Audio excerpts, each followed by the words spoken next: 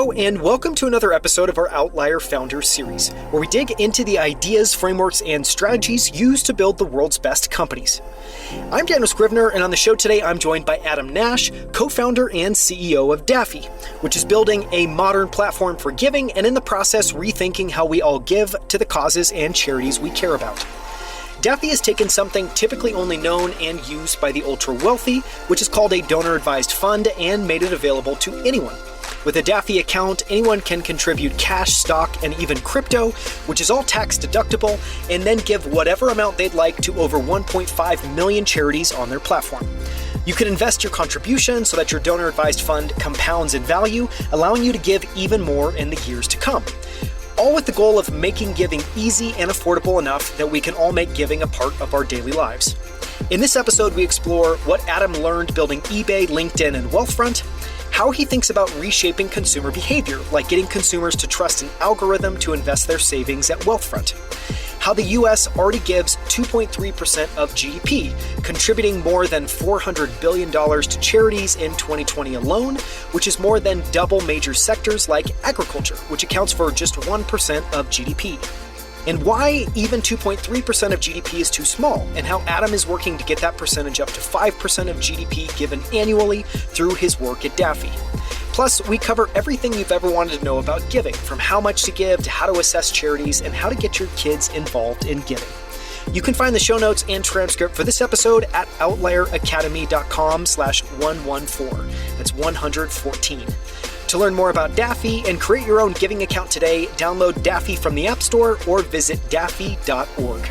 With that, here's my conversation with Adam Nash, co-founder and CEO of Daffy. Adam Nash, I am thrilled to have you on Outlier Academy. Thank you so much for the time, and thanks for coming on. Great to be here. Thanks for having me. So we're going to spend most of the time today talking about Daffy, but you have done a lot in your career so far. You've been a VP at LinkedIn, an entrepreneur in residence at Greylock. You were the president and CEO of Wealthfront, and you have a very long list of advisory roles, including incredible companies like Gusto and Bitwise. So can you maybe just to start give us a quick overview of your background and talk about how your career has progressed over time? Oh, sure. Happy to. Well, like a lot of folks in Silicon Valley, I came out of school with a couple degrees in computer science. I was very focused on being an engineer. I found software amazing and powerful. This ability to kind of encode what we want to have happen and then have it repeated almost without cost at scale was almost intoxicating back in the 90s. And then since then, I've been fortunate enough to work at a wide range of companies looking to push software into more and more areas of our lives where we can improve it. So my first job was at Apple in the old days. Saw Craig Federighi yesterday announcing at WWDC.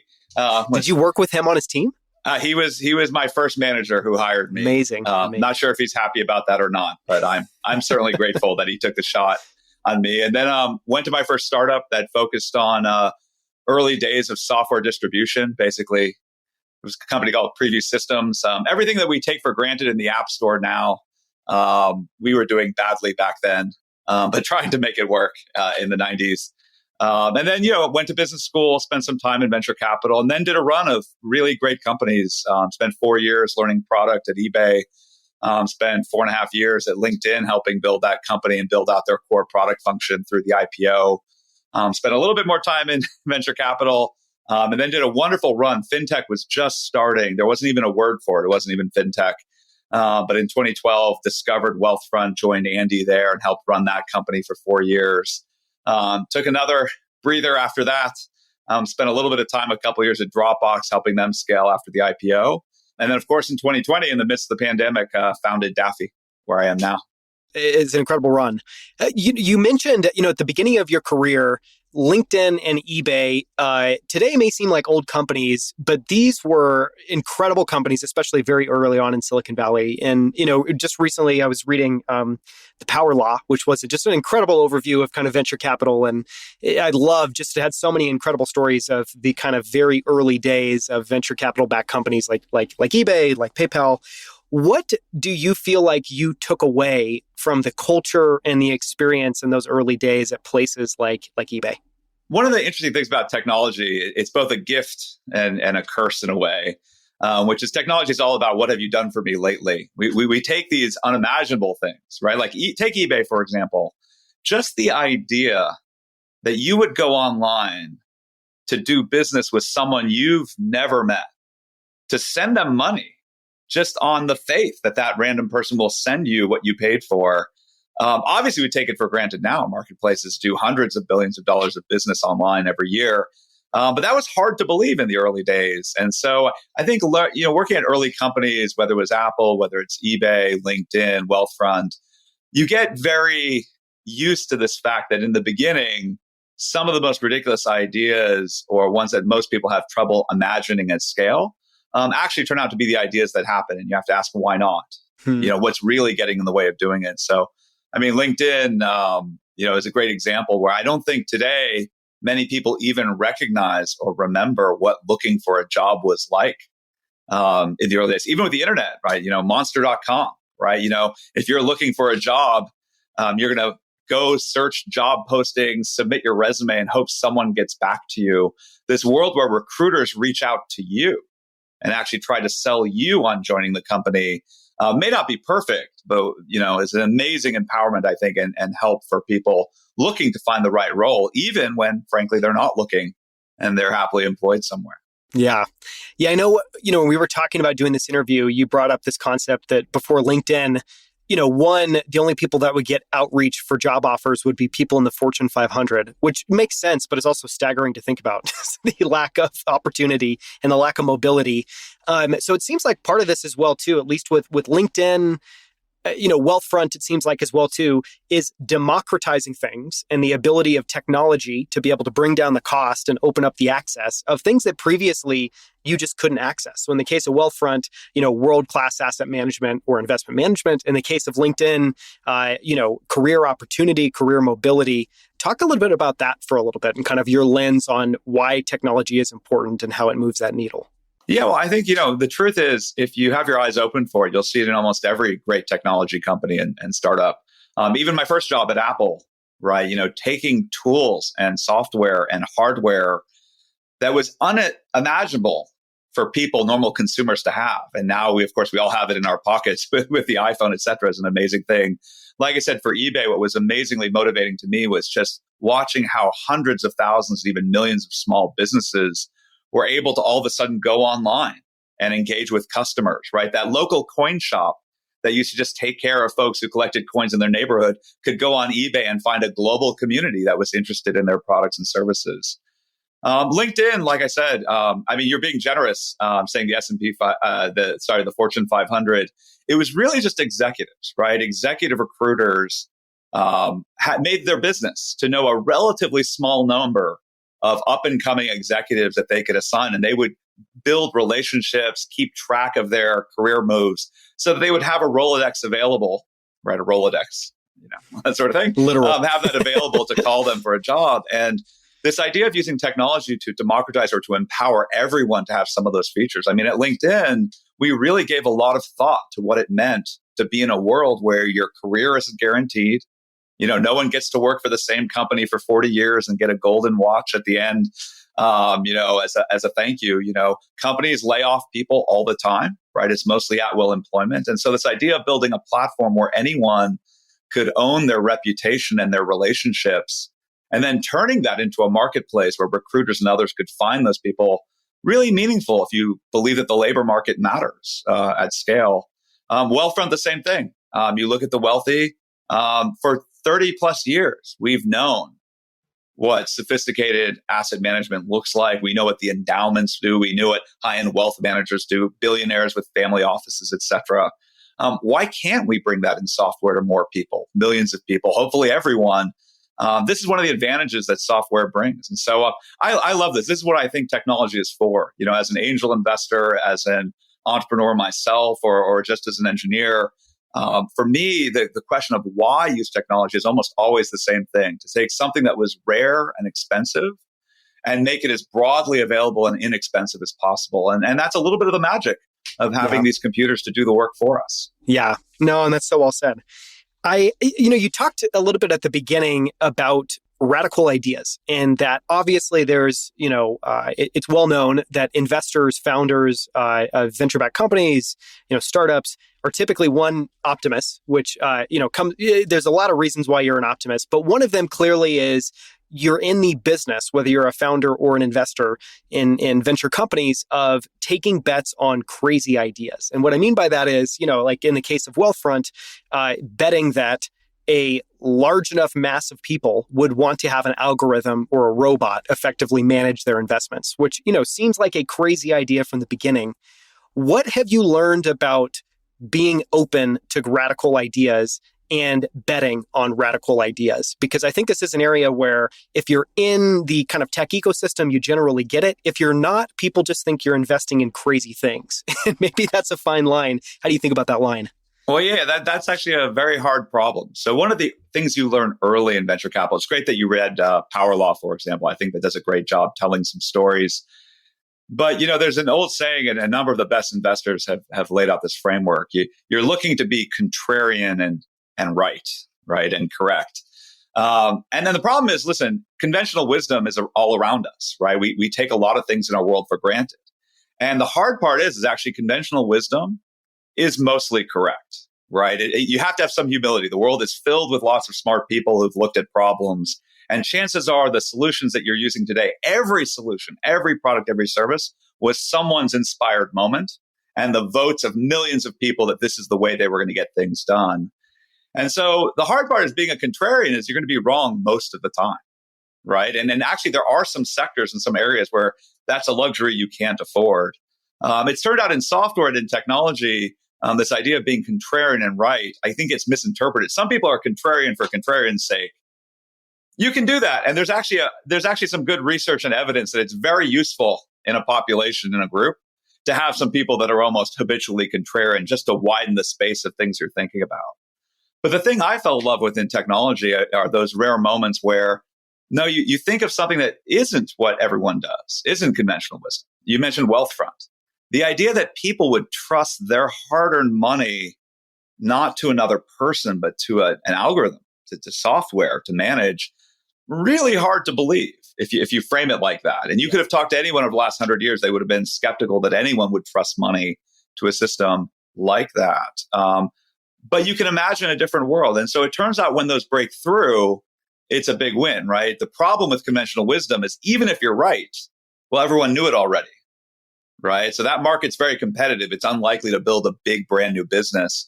Being contrarian and right means that you have the chance to build something new, a new business, right? LinkedIn can come in and replace Monster, yep. Right? And so I think that's the excitement of the industry, but you have to be willing to be wrong a lot.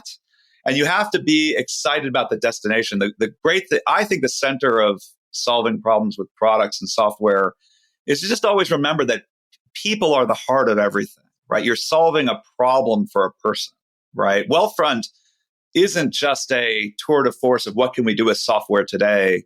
It was addressing a real need, right? Most people want sophisticated financial advice. Most of us don't have the confidence or education to believe that if we just manage our money ourselves, it will all turn out okay.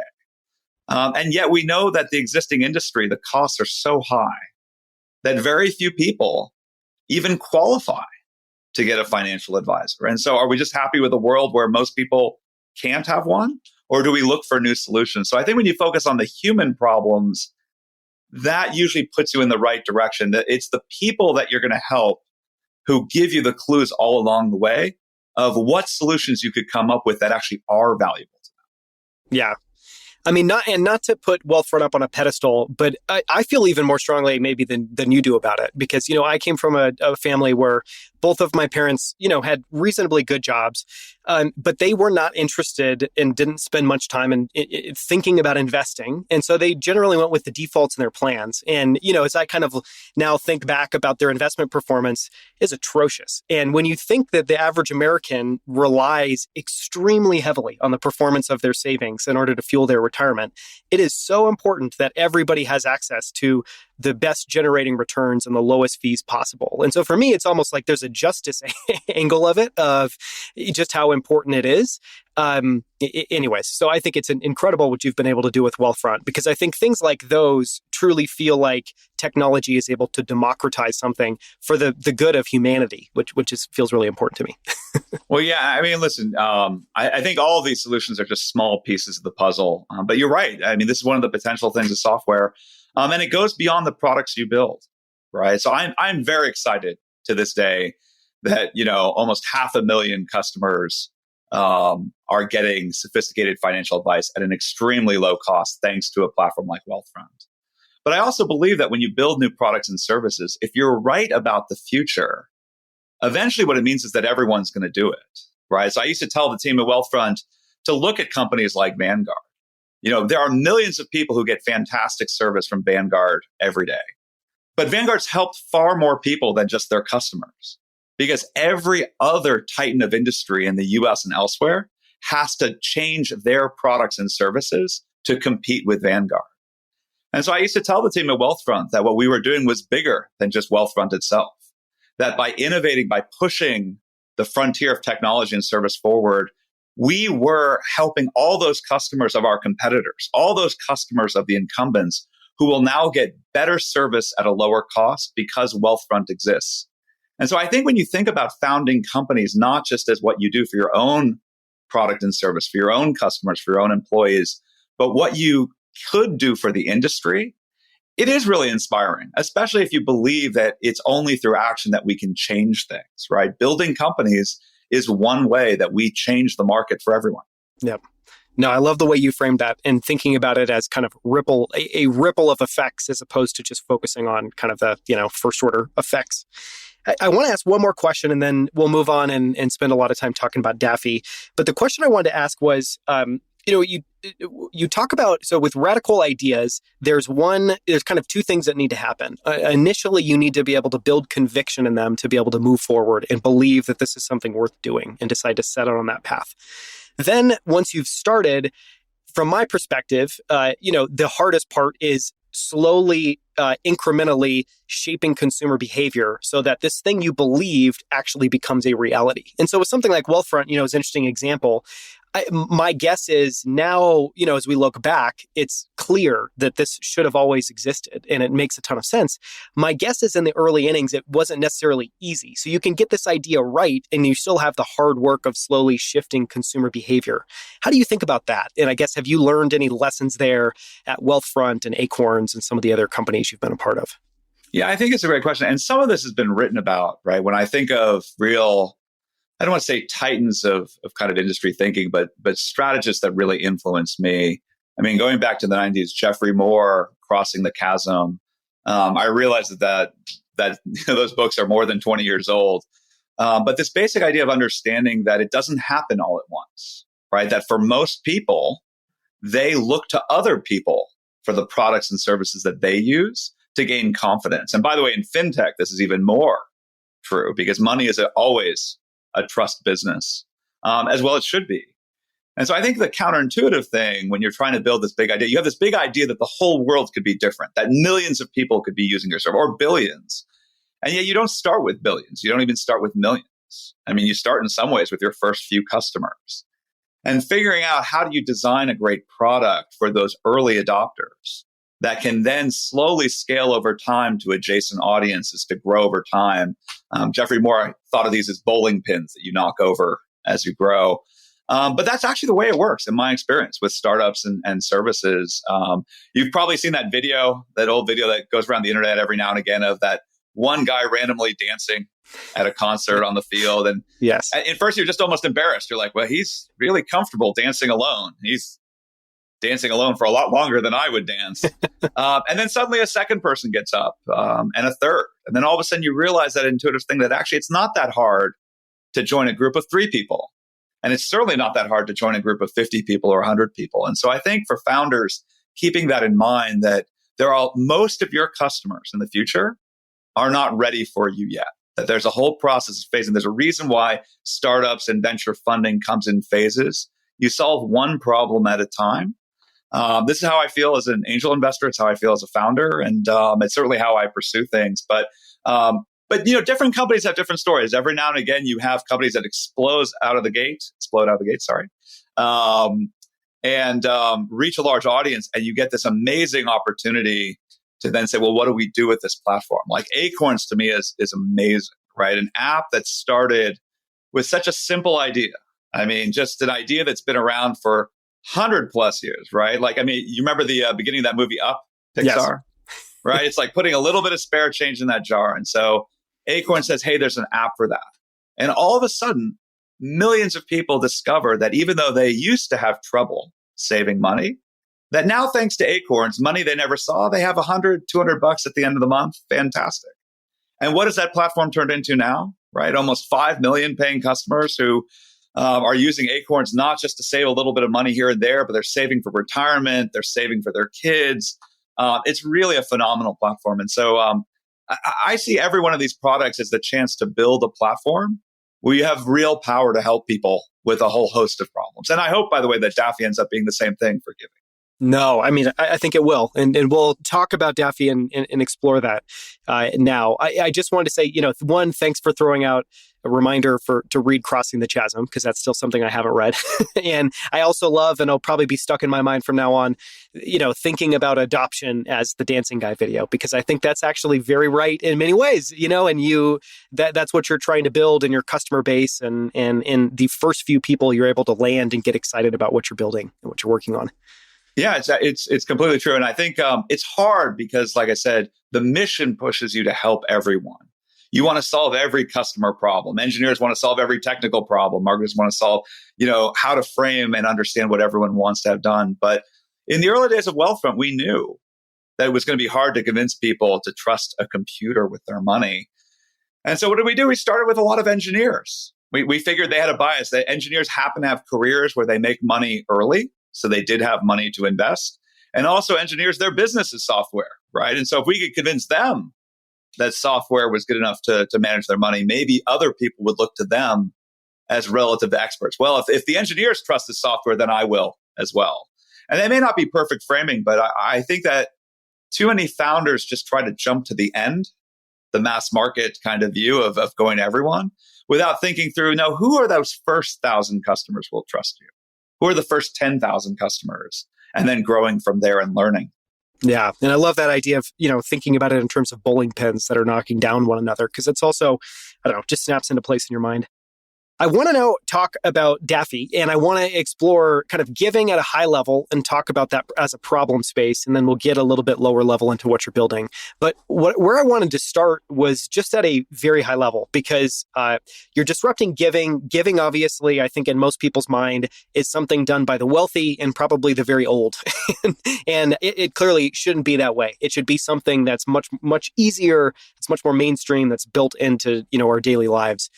How did you kind of discover this problem and build conviction that this was the right thing to tackle? And then can you just share a quick elevator pitch of what Daffy is for everyone listening? I'm happy to. And although I will say, I'm still okay with rich people and older people giving. I think everyone should give. That's good. Although you're right that those markets are well covered today. I think they're like everything. It's hard to trace a single idea, but there's a couple clues that brought me to Daffy. Clue number one was that the data doesn't really match our impression, right? If you look at most data in the United States, for example, the United States is often lauded as a very generous country because of its heavy philanthropy. I mean, philanthropy, 2020, I think it was over 470 billion was given to charity. That's more than 2.3% of GDP. That's actually bigger than agriculture. Right? Agriculture, I think, is a little less than 1% of GDP. So it's an amazingly big sector. And most of that money doesn't come from large foundations or wealthy individuals. It looks like over 60 million households give to charity in one form or another every single year. So why do we all feel like it's the province of billionaires and retirees when in reality the data says we all give? And the second clue, of course, is I'm a parent, right? I have 4 children. And my kids go to this wonderful school. And one of the things they do at an early age is every Friday they bring in spare change and they put it in a little bank, right? And then every quarter they vote as a class on which local charity to give the money to. And it's a wonderful way to teach them about giving and thinking about that process. And they put a little money aside every day. And I was just struck by the fact, like, why do we teach our children to do this? But as adults, we don't. Who puts money aside for charity, right? And I struggled with this a bit. And then I realized, of course, that it turns out, to your point, the wealthy do, right? Donor advised funds have existed for decades. And most people, whether they've been successful in business or otherwise, if they have a financial advisor or an accountant, at some point they tell them, hey, you had a good year. You could save some money on taxes this year if you give money to charity. And people say, well, I don't know exactly what charity to give to yet. I've been too busy working. And I say, well, you can put the money in a donor advised fund. It's invested tax-free. And then you can give whenever it suits you, whenever you do the research. But most of us don't have wealthy, wealth managers, personal accountants, et cetera. And so most of us don't ever hear that there's such a thing as a donor advised fund. And so basically put two to two together, a little bit of the Acorns experience, a little bit of the LinkedIn experience, and said, what if we had a very simple app, right? So if it's the elevator pitch, it's a very simple thing, right? Like you can download this app, set a simple goal for yourself. How much money do you want to give to charity every year? A few $100s, a few $1,000s. We don't judge. Whatever you give, we're happy to support. And then just decide whether you want to put aside money every month, every quarter, every year. What are the charities you support? You can set up recurring donations. And then that money just gets put aside for you, right? Every month goes into an investment portfolio, right? We have standard portfolios, ESG portfolios, crypto portfolios. And then anytime you want to give, you have this app in your pocket that has almost every legal charity in the US, right? And just with a few taps, you can give. That was the idea. And so, I was fortunate enough to find my co-founder, Alejandro, is one of my favorite engineers at LinkedIn back in the day. We built a lot of things together. He had done some work for Donors Choose and was really inspired about philanthropy. And we agreed that, this wasn't going to just happen unless someone built an organization to do it. And so we founded the company. That's amazing. And I love, it's incredible to walk through those stats that you shared, because one, I've never heard those. And even just, the stat around 60 million households collectively giving almost the majority of donations in a year is staggering. And, just even the GDP stat is, I wish that was talked about more, because I feel like it's very uplifting, very gratifying, kind of data point. And yet it feels like we amplify all the negative data points all the time. I want to talk about, so people give today, but people aren't aware of a donor advised fund, which kind of gets to what are the hurdles that you've had to tackle in terms of educating consumers about why they should do this? Because it feels like at the high level, it's one, giving is accessible. You can do it, and you can donate as little as $5 or $50 or $100. So just, it seems like part of it is lowering the bar for people just so they feel like it's doable for them. And then another piece seems like leaning into and getting comfortable with some of the sophistication and having the investments there. What have you had to overcome in terms of customer perception, customer behavior to try to get them to adopt Daffy and get comfortable with it? Well, I think, there's a lot to do, and there's a lot still to do, because I do believe that Daffy is a bit of an outlier in the entire sector. In that, not to quibble with what you said, but, as impressive as it is that, the U.S. gives $471 billion to charity every year, or that, over $300 billion of that comes from individuals. Talk about contrarian. We actually believe that number is too small. We actually believe that if we all put money aside for those less fortunate ourselves, we could actually be putting aside more than $100 billion extra every year, which of course adds up to being more than $1 trillion over the next decade.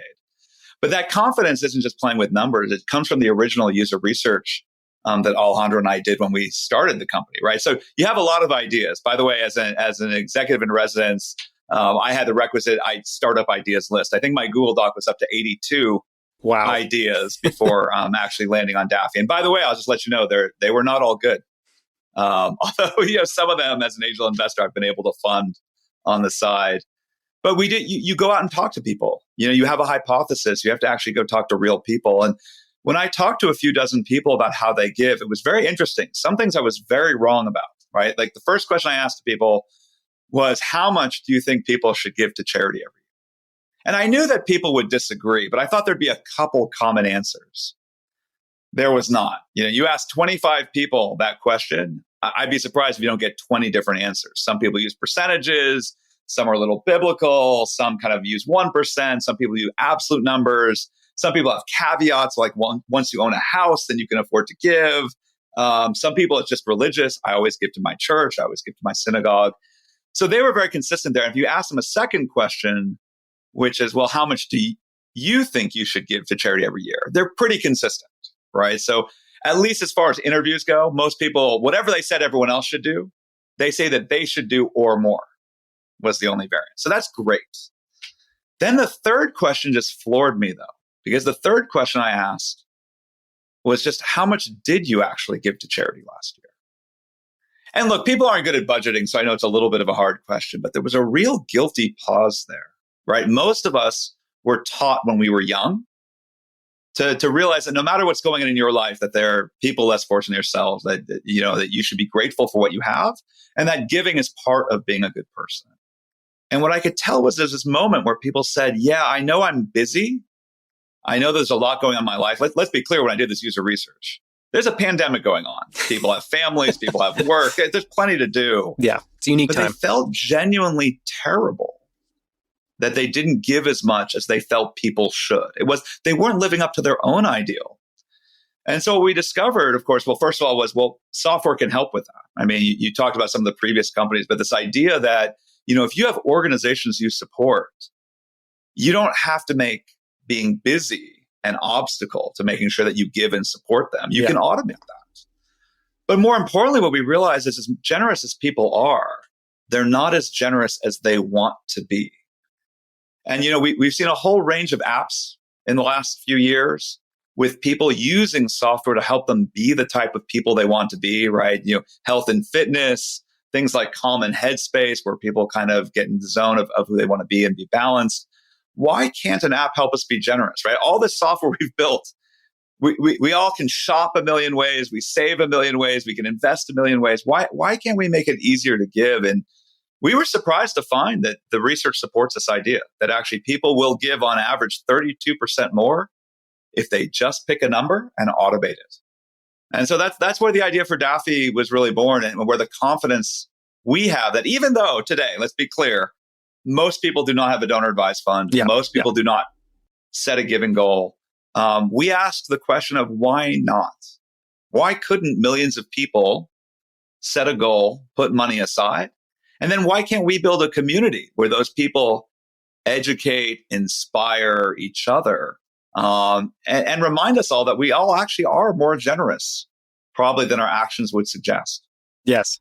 I mean, I love those. I love everything you shared there. I love that progression of questions. I love the way you asked them and the way that, people answered them, and the fact that people, wanted to give more. And I think it speaks to the fact, which you alluded to, that, this is a case where technology can help. Technology can bring down the friction and the barriers, and it can automate something. So it requires less effort, less continual effort on your part to be able to do something that you want to do.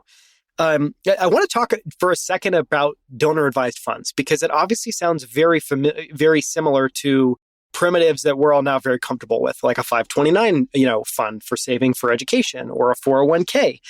Were there any good reasons you discovered why donor advised funds were not more popular and were not more accessible? Or was it truly just a knowledge gap? Yeah, well, unfortunately, it is all those things, right? It is a knowledge gap. Yeah. I think people are not educated about it, but you have to get to the heart of why. And this is where I'll lean on another business classic. Actually, one of my old advisors from business school, who unfortunately has now passed away, Clayton Christensen, who wrote The Innovator's Dilemma. This fundamental book about understanding that companies are actually very good. They're filled with smart people. They know who their best customers are, and they optimize for them. And unfortunately, it turns out the business model for donor advised funds, for almost all of the history I can find, has been to charge a percent of assets, just like financial advisors do. And the problem with that is, who can afford to put aside a lot of money for charity, right? Huge amounts, right? Multi-million-dollar accounts. That's not even a 1% problem. That's like a 0.1%. And so what you see in the existing industry is they spend most of their time focused on the ultra wealthy, right? A donor advised fund with a few $100s. First of all, most providers won't even support it. Vanguard, a wonderful firm, has a $25,000 minimum. If you're not willing to put aside $25,000, you can't even open a donor advised fund at Vanguard. And Vanguard is a wonderful firm, but they charge a percent of assets. And so for this particular area, it causes a lot of issues. By the way, it also causes issues with how willing they are to see that money go out the door, because of course they lose revenue every time you actually donate. And so I do think, and I talk to founders a lot about this, I do think business models have a bigger impact on the future of your company than a lot of founders give it credit to, right? If you build a business that's optimized for advertising, well, eventually most smart people get hired into your company will focus on how to make that successful. And so this is a place where I was really inspired by Acorns and what they've been able to do with a simple subscription service. Daffy, of course, is like a lot of nonprofits, membership-based, right? Just like there's a monthly fee to join a community center or, a local zoo or even a church and a synagogue. But fundamentally, it turns out we use the same model and it actually makes us very unique. And so I think that the big problem is the reason the industry hasn't spent the effort to educate is that to them, most of us aren't great customers for this product. And so I was excited about building a business where actually it was about people, not dollars. And the more people we have on the platform giving, the better. Yeah, I love the way that you literally inverted the model of saying, okay, if the rest of the industry is high minimum and a fixed percentage of assets like a wealth manager would charge, then we're literally going to invert it. And one, we're going to start by being a nonprofit. And two, we're going to make it membership based.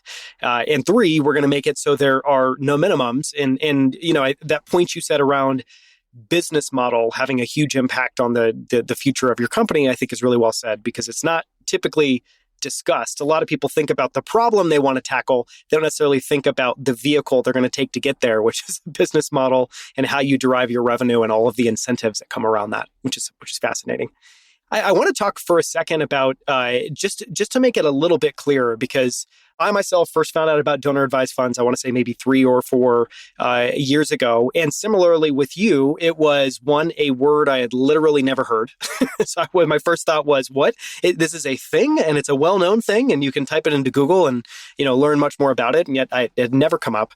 And it's relatively unique in that, one, you can donate cash, but you can also, in the case of Daffy and others, donate stock in crypto and appreciating assets. And then you can literally invest those, as you talked about a little bit, inside the fund, so that it's really two things. You're giving to charity, but you're also, and I think this is what got me really excited about it, you're basically developing a portfolio that, as long as it's appreciating as much or more as what you're giving, it's like a reciprocal balance that never goes away. So you can put, say, a few $1,000s inside there and have it be able to keep up and literally be giving away your investment returns, which is just, fascinating. So talk for a little bit about how the types of assets people can put inside there and the importance of appreciating assets, and then just how the investing side of it works, because I think it's really fascinating. Yeah, well, there's two sides to it, but it's a great question, and I don't mind at all. I mean, like I said, most people don't know what a donor advised fund is. And actually, one of the reasons we put it in our name, right, Daffy is the donor advised fund for you, is we wanted a little bit of that trust that when people heard about a donor advised fund, they didn't think we made it up, or that's some small company out in Silicon Valley decided to make a new type of account and do we need it? I wanted people to understand that this existed for a long time, but just like most financial services have existed for a long time, it has a number of wonderful features. So first of all, most of us know that our income isn't level. We have some good years, we have some bad years. And the great thing about donor advised funds, in our current tax system, your tax rate goes up in good years, right? And so this idea of like, well, if you have a good year, maybe put some of that money aside for charity is not only something that makes sense almost emotionally in terms of how you integrate and feel about society, but also our tax system rewards it. And so you can contribute cash. We accept Apple Pay, debit card, credit card. You can also donate stock, or actually very popular this past year has been donating crypto. We accept over 120 different coins. So anything where you feel like you've made money and you'd actually like to put that aside for charity, you can do it. The second piece, once you put the money inside, you contribute the money, it's invested. And we have 9 different portfolios to pick from. We have standard ETFs from Vanguard. We have ESG portfolios for people who care about how that money is invested against governance, social, environmental concerns. And then we have crypto portfolios because, it's 2022 and a lot of people believe in the future of digital assets.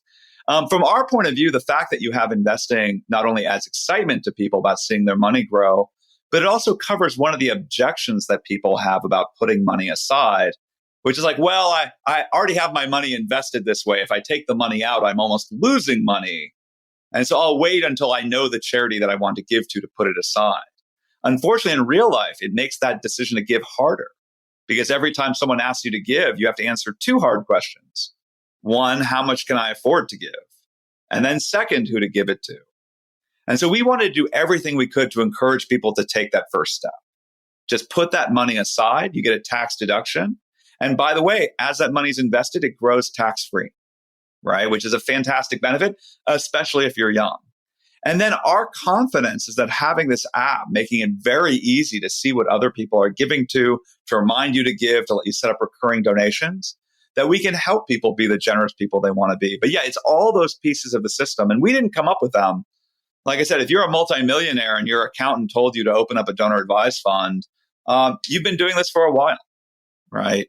But we actually think it's a wonderful habit. The biggest change that we put in place is the pricing model, right? Like we're free under $100, right? By the way, if someone invites you to Daffy, you get $25 for free to give to whatever charity you care about. And we do that because we believe that it's so powerful to be able to give to something you care about that we think that when people get into the habit of doing it, they'll like it. They'll like themselves, they'll like doing it, and they'll keep doing it. We charge $3 a month for amounts above $100. And then, of course, if you move large amounts of stock or crypto into the fund, more than $25,000, we have a higher tier of membership, which is $20 a month. I want to talk for a second about, the other part of that problem that you just alluded to, which is who should I give to? And I think the stat you guys quote is there's 1.5 million charities on the platform that people can choose from. And so I guess the question I'd want to just ask, and this is, one, it's subjective. I know everyone's going to weigh charities differently, but I would just love your lens, as I'm sure having thought about this more than most people. How, one, I guess, is there anything in the app that you guys do to help people be able to find the charities that might make sense for them? And then do you just have any rules of thumb, and it can even just be for yourself, about how you think about, whether a charity is a responsible recipient of funds? And what I mean by that is, there's, I think, Charity Navigator and a couple of other platforms people can use where you can go and see things like how much, for every $10 I give, how much of that $10 actually goes to the cause and how much of it goes to overhead and operating expenses. But there's many, many other axes than just costs. So just again, one, do you do anything on the platform to help people find charities? And then two, any rules of thumb or helpful tips to help people think about making sure that a charity is worthwhile to give to? Well, I think you've hit a really popular topic and an important one for our members, and something that we're going to keep investing in quite a bit, because we actually do think that one of the benefits of having a community platform is learning from each other and actually learning about what charities and causes your friends and colleagues support, et cetera. But, actually, when you use Daffy, so we have integrated a lot. We spent quite a bit of money integrating with a number of third-party data sets. You mentioned some of them, so that all the information about those charities are available within the app, right? You can use Daffy as a search engine exclusively for nonprofits. And actually, some of the most popular features, when we launched the app, we had this general ability to search all these nonprofits. And we discovered, thanks to the pandemic, as it turns out, there's a renewed interest in local charities. Food banks, helping others. I think the pandemic, emphasized to a lot, has reminded us that despite the fact that there are global efforts and causes we all support, that there's actually a lot of local needs right around us and a lot of people who needed help. And so one of the first features we added to the app was this ability to find the charities near you. We index them across over a dozen different causes to make it easier to filter them down. And we allow everyone to have a profile where, of course, you say which charities you support. And actually, we're already seeing a little bit of this behavior, right? So we opened up invitations, right? If I invite you to Daffy, you might check out my profile on Daffy and actually see the causes and nonprofits that I support. And maybe one of those will inspire you to give. We actually, one of our early investors and members actually talked about this, that one of the reasons he shares what he gives is because he's hoping it'll inspire others to give and discover the cause. And so we think there's a lot to do here. And we've seen across the sector a lot of wonderful groups who are investing efforts into helping people find the best organizations, et cetera. Our goal with Daffy is to pull in as much of that information as possible and integrate to help people. Because from our perspective, our mission is really simple. We exist to help people be more generous more often. And we do think that seeing other people give, finding wonderful organizations, most nonprofits struggle to get anyone to know any of the work that they're doing. And so this is one of the places we think that technology can add a lot of value, right? Like there isn't a great place where we can all go. I mean, the social platforms, Facebook has done some great work with birthday campaigns, et cetera. LinkedIn, I'm very proud of the fact that product still people will list the nonprofits they volunteer at or the boards they belong to. But there's too much other stuff going on, right? This is actually one of the reasons we built LinkedIn in the first place. We knew that professional activities, reputation, couldn't compete on traditional social networks, with shopping and dating and news and all the things that people do. I feel the same way about giving, right? I think there needs to be a place where people can go. They don't have to go every day, but where they can learn about other organizations, see what other people are giving to. And actually, like I said, make it very easy that if they like an organization and they want to give to it, not only is that easy to do, but it's easy to do on an ongoing basis. So those organizations really get ongoing support, which if you talk to them is mostly what they want. Yeah. Not one-off gifts, but actually consistent giving and just a membership base of people that really care about the cause, I'm sure. Yeah, that's right. I'd love to close this out, and then I want to ask you a few other questions. But I would love to close this portion out. For people listening, one, if you're listening, you can go to the App Store and download the Daffy app. You can also go to daffy.org and sign up and create your own donor-advised fund. But I wanted to ask, for people listening that maybe just want to know 1, 2, 3, 4, kind of what are the things I should do in what order? What does that list look like? So obviously they can go and they can download the app. Is there a minimum? Do you recommend people set up a donation first before looking at charities? For people that are listening and want to take action, any general advice or kind of steps to take? Yeah, for using Daffy, we've really tried to make it quite simple, but I'm glad you brought this up. The most important step you take when you download Daffy is you set a goal. You answer that question. We will ask you how much money you want to give. By the way, most people don't know how to answer that question. We have a little calculator built in. You can enter your income to know what a percentage might be. We also give you data. We've licensed data to show you what the average household in your area give to charity. So you have some context. But the most important thing is to pick a goal. Then yes, automate your contributions, right? We love people who are generous and just know that I want to donate stock. I want to donate crypto, and we let you do that. If that's what you want to do, if you just want to use Apple Pay and put money in, off to the races. Pick your charities, donate. It'll be great. But for a lot of people, that's a lot to ask. Most people don't know all the charities that they want to support. And so, yeah, just set up a simple contribution, something every month to kind of build that account. And then you have time to explore. Although we have found that most people have at least a couple organizations they already support. And we've tried to make it very easy to just add them to your profile so that you can automate that right away. So that's the way I use Daffy, right? I have my funded account. I have more than a dozen organizations that I love to support, and I tend to give them the same amount every year. And so the first thing I did was set up all those recurring contributions. But for most people, just download the app, pick a goal, set up a contribution. The rest can come. The rest can come. I want to ask one more question, just because you brought up that you have 4 girls, and I've got 2 sons, and one of the things we talk about is 4 kids. Oh, sorry, 4 kids. It's 3 boys and a girl, and they're somewhat particular.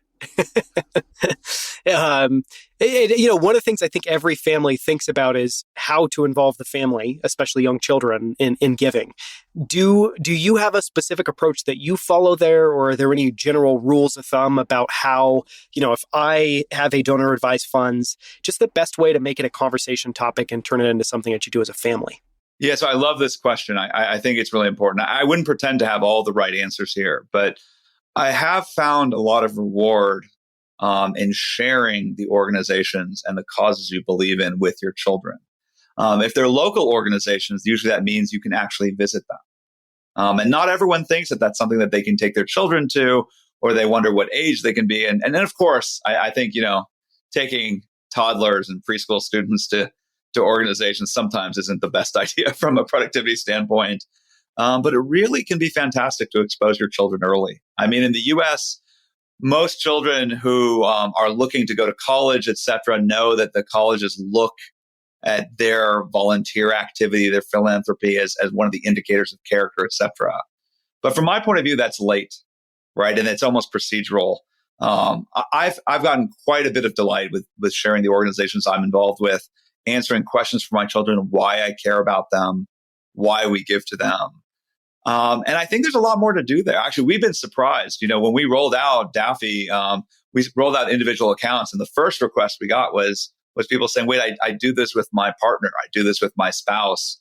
How can we do it where we have our own causes and charities we support, but are still giving out of one common fund? And actually, we rolled that out a couple months ago, which allows people to have their own charities, right? It's very often that different partners have different causes they believe in and support. But we're big believers in bringing that together. So I think that including your children is fantastic. I would encourage you that it's not just about money. And in fact, I think the money can distract from this idea that just that basic fundamental gift that you give your children, where you teach them that giving matters to you. I mean, sorry, not to sound too much advice, but, children, it's not just based on what you say, right? Your children are always watching. They see what you do. They see what you spend time on. They see what you prioritize. If you take them down places, organizations to give, et cetera, whatever you're doing, whatever activities, if you're packing up, gifts for the holiday season or, going to a food bank, they don't just remember what that was or where that place was or the cause. What they remember is that you thought it mattered. And so I think that's an important thing as a parent to just remember. Yeah, no, that's wonderful advice. I'd love to now take a hard left turn and talk about a few things that are not Daffy related, just because as I was, just researching more about your background, there's just so many interesting things that I can't help but ask a few kind of final closing questions. Sure. One of the ones that I wanted to ask was, one of the most surprising things is that you teach a personal finance course at Stanford, and it's specifically personal finance for engineers, which is fascinating for a whole bunch of reasons. What was the origin story of that class, and what are some of the topics that you cover in it? Yeah, well, that class is actually a little bit of wish fulfillment for me, and I'm really grateful to Stanford for letting me teach. I've now taught it for 5 years. We'll be teaching it again this fall. Amazing. It's the class that I wish existed when I was in school and didn't, which is very practical walkthrough of almost all the topics you need to know to become an educated individual, an actor in the economic world, or at least that we find ourselves in.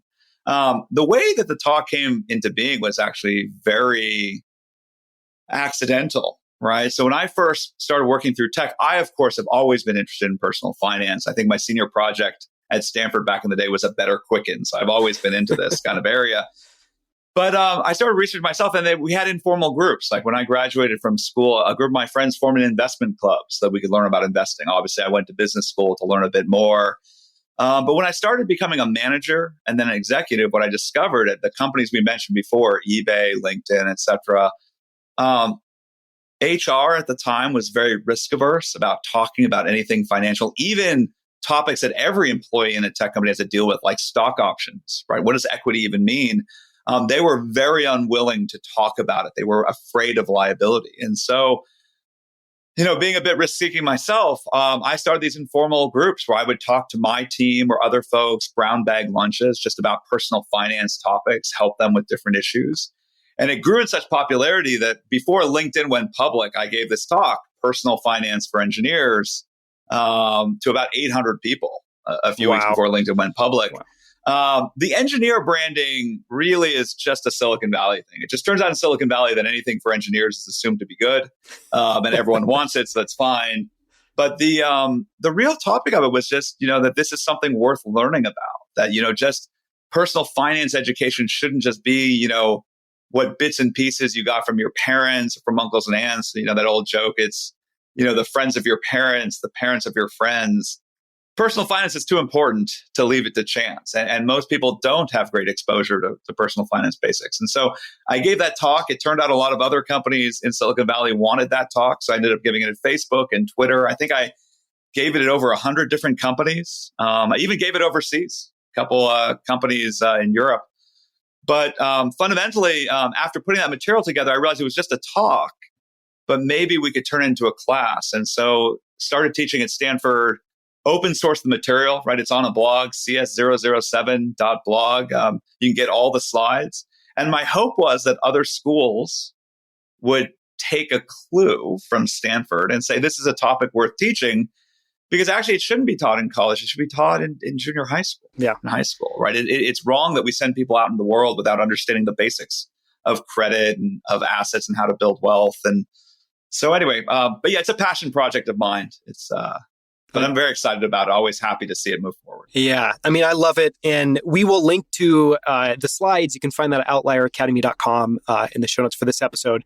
But yeah, it's amazing that all of the slides for all of the different, sessions that you teach as part of that course are open source and available online. And I, like you, wish that, yes, this should absolutely be taught earlier on in education, along with a whole host of other things like the importance of sleep, how to take care of your body, what sorts of foods should you be eating, a whole host of just general all-around good topics that people should learn more about earlier on.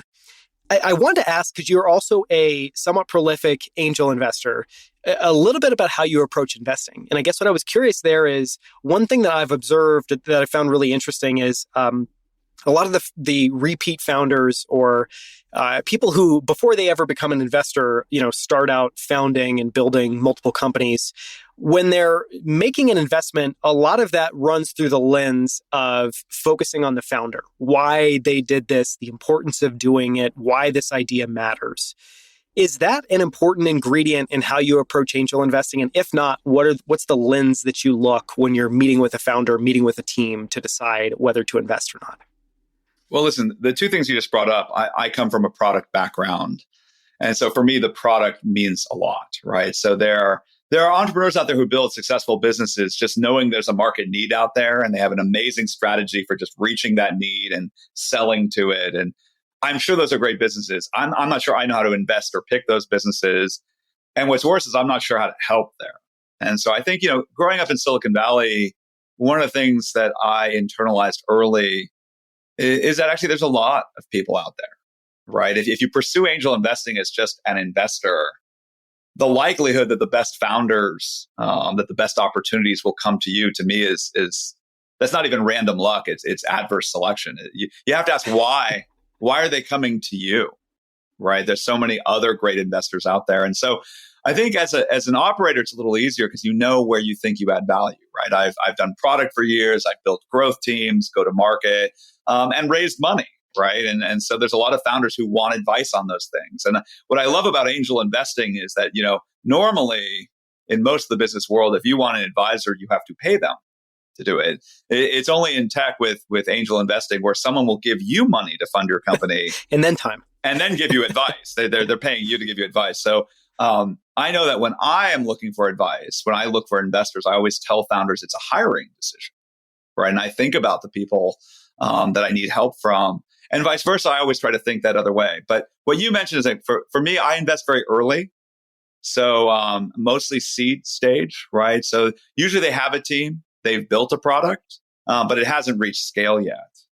And so for me, I look a lot at, I do look at product itself, in fintech in particular. Where does this really add value, right? Is it just a distribution play, which I'm not a big fan of? Or is there something economically valuable you're creating there? So I care a lot about the product. I care a lot about the target market. Who is that product valuable for? Where does it create value for them? And then I look at product founder fit, right? Everyone talks about product market fit, but at early stages, you often don't have evidence of that. But I do care about the founder story. Is it authentic, right? Are they doing it because they think they can make money here? Or are they doing it because they have a genuine passion for the customer problem, for the product itself, the technology?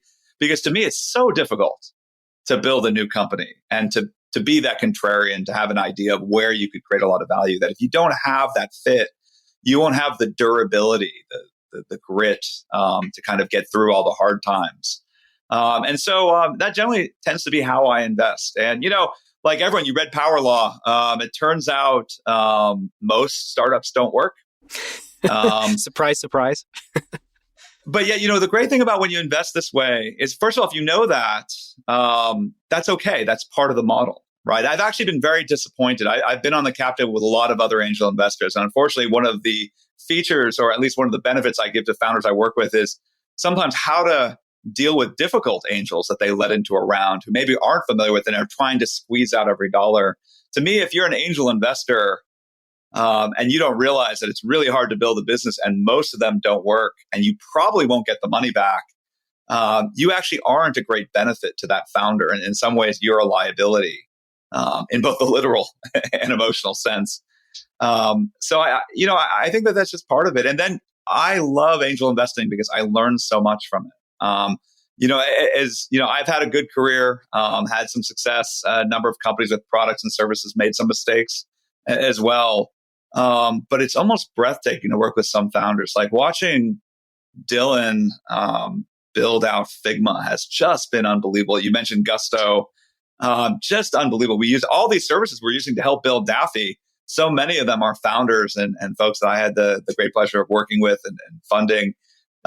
Just amazing to see. And usually they give you ideas about what's possible. Yeah. Right? Like whatever bar you have for yourself, there's something about working with great people, and that includes investing in them and seeing what they can accomplish. That makes you realize, like, no, could do more, right? Like they're it's just unbelievable. So I love it. For me, it helps me learn continuously about all the new ways to build products, all the ways to build markets, and just ways to lead.